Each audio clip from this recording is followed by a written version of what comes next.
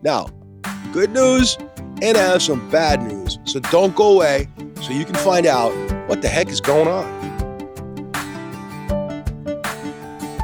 Good morning, everybody. Welcome back to the channel. Today we're doing video number 3, which is a follow-up video on the progress of the sweetheart lychee tree in the backyard.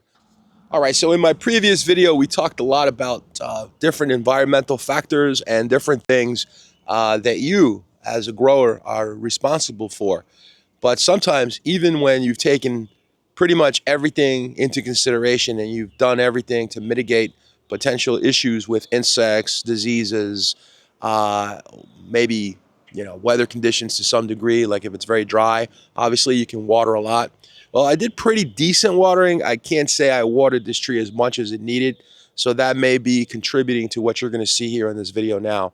I did come out and water by hand. I don't have a sprinkler system, so I had to come out here every night when I got home about 6 o'clock and just water the soil really well.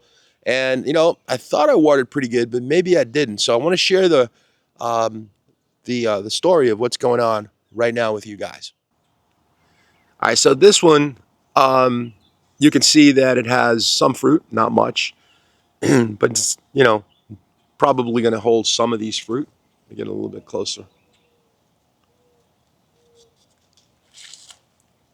So you can see there we've got fruit on it, and they're beginning to develop. But on some of these other branches, you're going to see very few fruit left.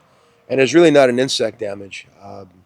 About a week ago, while this tree was really doing well in terms of all the branches and the panicles were loaded. I mean, 3 times as much fruit as what you see here. I did spray with a product called Pyganic. Pyganic is a great product. It's based on an organic, trying to remember the exact product, what it is. It's made from chrysanthemums. It's a pyrethrum based, and it's considered USDA organic, so I don't mind using that. And I wanted to use that just in case any kind of potential weevils or something like that. And then a few days later, I did use spinosad, which is also for caterpillars and those types of insects. Now, I got to confess, we had a problem, which I touched upon that in the video, I think it was part 2 or part 1, where we talked about the Aeronos mites and the problems that they cause. And I have been spraying the tree with the sulfur, which has been keeping the tree very, very well protected from those nasty mites. Now, if you look here, you'll see this one. This one's got a little bit more fruit, but again, you'll see that there are fruit that are already shriveled and turned yellow and have fallen off. So we do have some fruit set, but I'm really not impressed with it. I was expecting a lot more from this tree, but then again, I think I'm being too hard on the tree. The tree did a good job for the first time that it's fruiting. So yeah, if you look at these branches and you look at these leaves, pretty clean, pretty healthy, right? But I do have to constantly watch this tree because, like everyone out there who has a lychee tree, that Aeronos mite is a real problem. So I would definitely recommend weekly, maybe even every 3 days, to go out.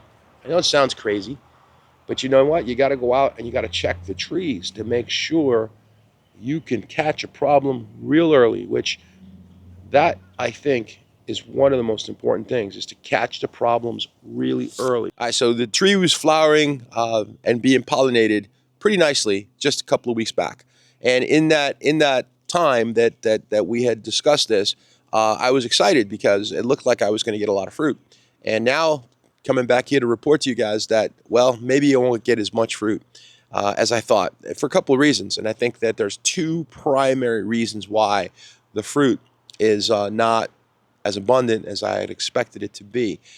One reason is it's a first-year tree, and it's the first time it's flowered. So that may be a contributing factor. What do you think? Any ideas on whether that is valid or a fair point to bring up?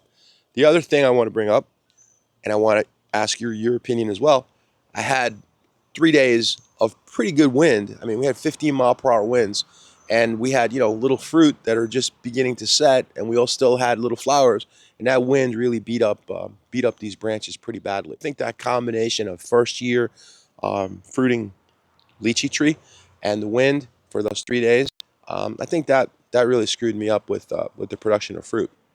Now, what are the things I did right? Well, I think I gave it enough water. And again, that may be questionable because we are in a drought situation. We've gotten very little water for the last several months, and everything out here has to be hand watered. I don't have a sprinkler system.